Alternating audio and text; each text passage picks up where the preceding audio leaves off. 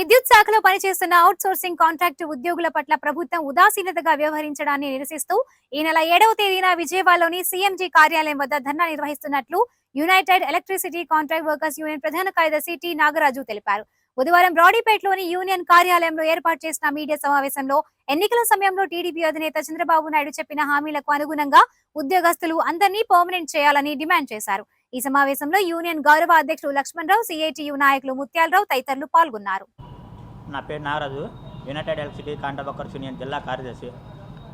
United electricity contract workers union రాష్ట్ర committee పిలుపు మేరకు ఈ నెల 7వ తారీఖున విజయవాడ కార్పొరేట్స్ సిఎండి ఆఫీస్ ముందు ధర్నా కార్యక్రమం చేపట్టాలని అన్ని 3 కంపెనీల్లో 7వ తారీఖు ధర్నా కార్యక్రమాలు రాష్ట్ర వ్యాప్తంగా సీఎండీ ఆఫీసుల ముందు జరుగుతున్నాయి.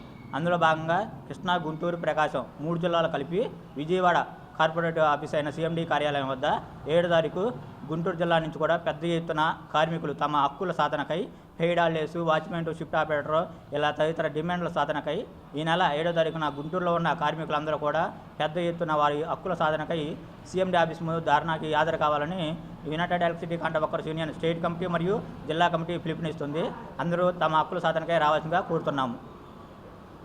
శాఖలో పనిచేస్తున్నటువంటి కాంట్రాక్ట్ వర్కర్స్ సమస్యల పరిష్కారం కోసం 7వ తారీఖున సీఎండీ కార్యాలయం వద్ద ధర్నా చేపట్టబోతా ఉన్నాం. ఈ ధర్నాలో కార్మికులు పెద్ద ఎత్తున పాల్గొనాలని చెప్పేసి పిలుపునిస్తా ఉన్నాం. 2012లో పీఆర్సీ పెంచిన తర్వాత ఆ ఏరియర్స్ని ఇంతవరకు కార్మికులకు ఖాతాలో జమ చేయలేదు. కాబట్టి తక్షణమే ఏరియర్స్ని వెంటనే ఇవ్వాలని చెప్పేసి, అదేవిధంగా షిఫ్ట్ ఆపరేటర్లుగా పనిచేస్తున్నటువంటి వాళ్ళకి వేతనాల మధ్య వ్యత్యాసాలు ఉన్నాయి. వేతనాల మధ్య వ్యత్యాసాలు వెంటనే తొలగించి అందరికీ సమాన పనికి సమాన వేతనం ఇవ్వాలని చెప్పేసి కోరుతా ఉన్నాం. వీటన్నిటితో పాటు ఈరోజు పెద్ద ఎత్తున మా ప్రభుత్వం వస్తే కాంట్రాక్ట్ కార్మికులను ఆదుకుంటామని చెప్పేసి కొత్త ప్రభుత్వం, కూటమి ప్రభుత్వం హామీ ఇచ్చింది. ప్రభుత్వం వచ్చి ఇప్పటికి 10 నెలలు అవుతూ ఉంది.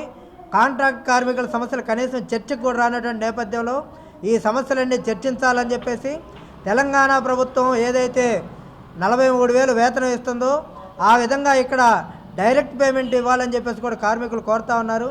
ఈ సమస్యలేవి చర్చకు రాని కారణంగా 7వ తారీఖు జరిగేటటువంటి ధర్నాలో కార్మికులు తమ గొంతును వినిపించడం కోసం పెద్ద ఎత్తున కదిలి రావాలని చెప్పేసి పిలుపునిస్తా ఉన్నాం.